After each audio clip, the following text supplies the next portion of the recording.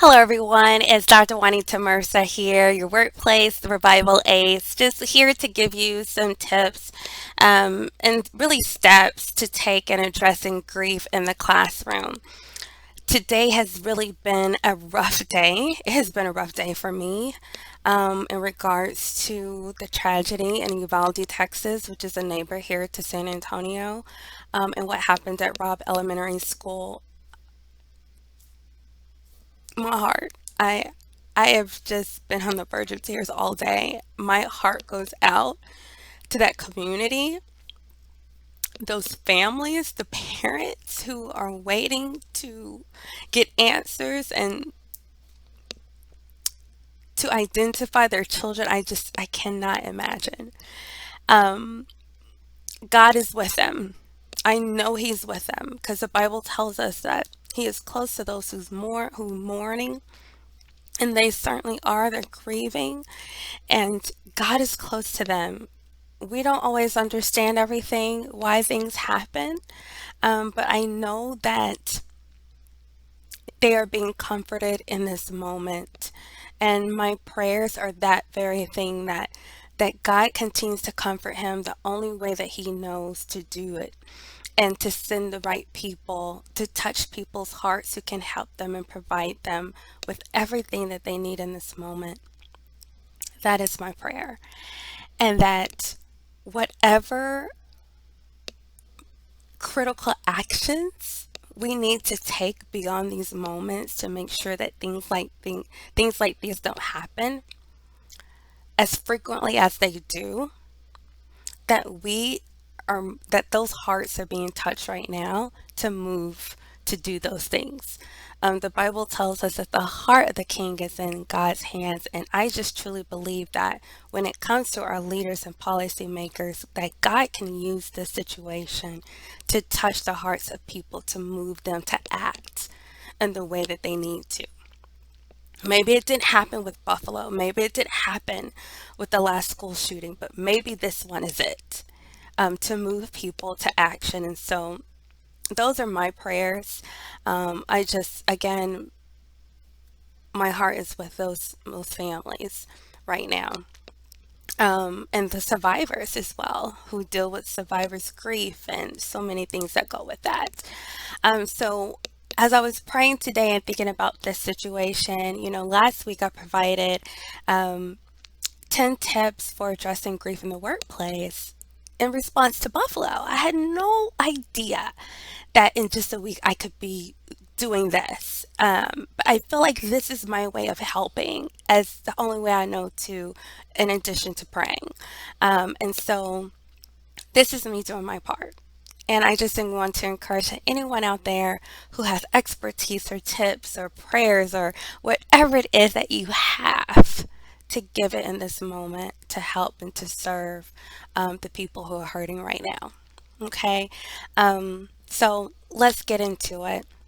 6 steps for addressing grief in the classroom. I am an educator, and so I've definitely had my experiences with grief in the schools, whether it was directly in the community or with the student.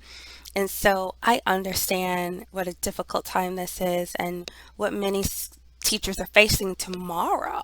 You know, this is the last week of school for many schools. So to go from all the happiness and joy and relief to grief like this, whether you're directly in Uvalde or at any school in this nation who's going to be grieving what happened, um, this is a critical thing. And the acronym that God gave me was APACE, and I thought it's so fitting because it means swiftly, quickly.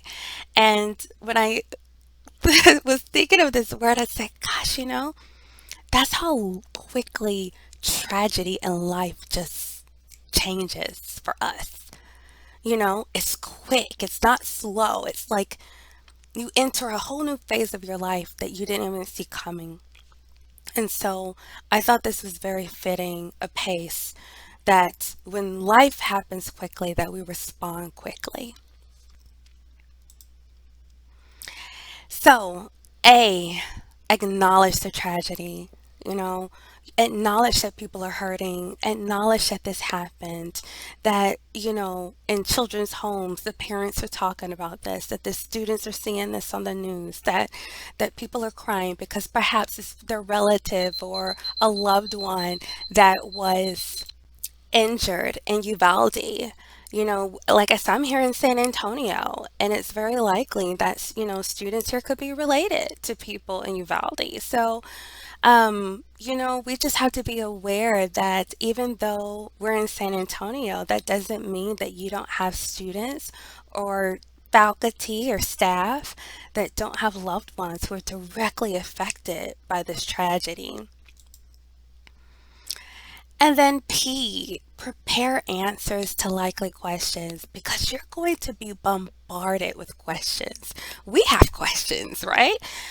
So you understand that students are going to have questions as well, and how will you respond to that? On topics like this, it's very easy to get caught up in the heat of the moment, to get emotional about it, to be, on your platform, if you will, about certain issues and tragedies like this, regarding how schools respond, policies regarding gun laws and things like that, and gun violence. This isn't the time for that. It isn't. When you prepare answers to your likely questions, have a real plan for how you're going to answer them. You're going to get questions like, why did this happen? Why that school? How many people died? You know, did he really kill his grandmother? How did he get a gun? Why did he have a gun? How do you get a gun? Right? You might even have questions like that. Oh, and then you get these philosophical questions. Do you think he's going to hell? You know, why do you think he did it? You never know what kind of questions you're going to get. But you know who knows a little bit better than I do? You do. You know your students. You're the expert on your students and what kind of questions they're likely to ask. So this is a good time to strategize how you'll respond to them as best as you can. My advice is to stick to the facts. Okay. Again, don't fall into the trap of being emotional about it, getting on your soapbox, because this is a lot of times where teachers find themselves getting in issues with administration about things that they said, and you don't want to be the next headline. So definitely stick to the facts and don't be afraid to say, I don't know. I don't know, right? But you can also add, I don't know, but if I find out, I'll let you know. A, anticipate student and staff needs and fulfill them. For you administrators out there, but also educators and other staff, you or have an idea of what the needs will be. Basic needs, depending on your distance to the tragedy. It could be basic needs. Your students might need a place to stay. Depending on the type of tragedy, it could be their home burning down or a big fire in the community, a natural disaster that destroyed many homes. It could have been domestic violence, suicide, so many things, right? That could be grief or cause grief in the classroom. So if they have basic needs, if they need grief relief in class, lighten up on the assignments, give them a pass on their homework, give them more time on that project. Provide grief counseling or give them contacts for grief counseling, not just for them, but for their family as well, either through the school or in the community. You can also give them financial assistance. I do not recommend you personally, okay? Not as a teacher, you don't want to do that, but there are policies in place for, the ability to raise money, maybe take up money, however you see fit to do this. Definitely check with your administrators first to make sure, what the policies are regarding providing financial assistance. But definitely, if nothing else, you can give the student and their family information about community services that can provide financial assistance. And then also, they might just need a distraction. They just might need that sports activity or to attend that event or to have some time with their friends. Use your superpower, your discretion to determine what the needs are for your students, your faculty and staff, and do the best that you can. C, console sincerely. In this day and age, it's so easy for us to go and post and say, I offer my sincerest condolences, to you and your family, and that's good. Some people need that affirmation. But whatever you do, whatever you say, just say it sincerely. And I'll be honest with you, in tragedies like today at Robb Elementary and Uvalde, what do you say? What what do you say to these parents and the family of the teacher and what words can you say to them that will bring the comfort that they need? I don't know. I'm not an expert in that. I don't know. But what I do know is from personal experience when I've dealt with tragedy and loss, I value people's presence over their words. I value their actions over words because I would say probably in 99.9% of the time, you'll say the wrong thing. Not on purpose, not having ill will, you'll just not have the right words. Or in that moment, people are just so hurt. You can say the right thing and people still take it the wrong way because of the enormity of their grief. And so just be aware of that your presence with them, your actions to take care of them, to be there for them, speak so much greater words and give so much more consolement than your words could in that moment. And then encourage them in the moment. And I'm going to be a little bit more specific about that. And empower. How do you do that? When I say encourage in the moment, this is kind of giving advice about how to not say the wrong thing or to not, give false hope to people and while they're grieving and dealing with tragedy. But the best thing is to just let them know you're not alone. We love you. I love you. I stand with you.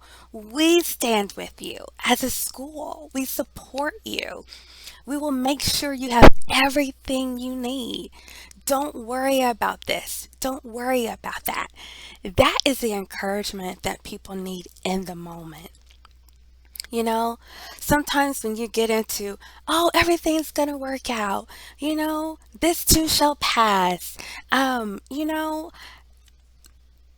it's not so bad. It could have been worse. Oh, don't do that. Don't say that. Okay? Because oh gosh, it's when we get emotional and we're trying to fill space with words, that's when we get to the point where we can say the wrong thing. So stick with encouraging them in the moment and just assuring them they're not alone and you're going to help them with what they need. And then empower them, whether it be your students, your faculty or staff, to empower them to make the best decision as to how they want to move forward. Is it with memorials? Is it with moments of silence? Is it with prayers at the pole? But also creating moments to educate and relate. Okay. Um, In the workplace, I call it teach and reach, to teach people about issues in hopes that you reach their heart, you touch their heart, and encourage them to take action. In this instance, we can say educate and relate. Educate students about issues, empower students and teachers to educate other students and teachers and staff about certain issues related to the tragedy, but also integrate, you know, what is going on in current events to lessons or events happening at the school to make them more relatable.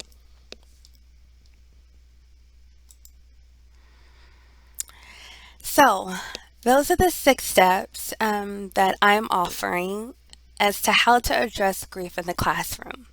Acknowledge that something has happened. Prepare thoughtful answers to these really tough questions that you're going to be bombarded with. Anticipate the needs of the people who've been affected, whether directly or indirectly, and do your best to provide those needs. Console sincerely.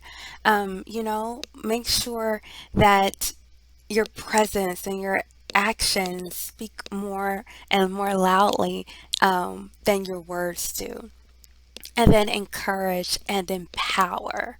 Encourage in the moment, right? Not dealing with tomorrow or in a week or in a year, but in the moment, today, and empower them in their next steps.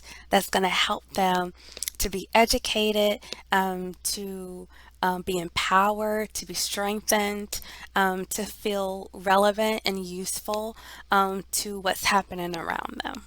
Okay, so that's it for those steps. Follow me on all social media at Dr. Juanita Mercer. And I just want to say that let's continue to pray. Let's continue to pray for them. I often heard on the news today, we're tired of saying thoughts and prayers and, condolences. We got to do more. That's true. But I'm a true believer in the power of prayer and that the person who can move the hearts of people, who will take the lead in making necessary change, is God. And the Bible tells us that He holds the heart of the king in His hands. So we need to pray to the one who can touch and move the hearts of people to critical action, not just critical discourse and talking about it, but critical action and being about it, right? To do something about it so that we make sure that our children can have a safe place to learn and to develop and to socialize at schools. We have to do that. So God bless you, and remember, in everything you do and with everything you have, love God and love people. Goodbye.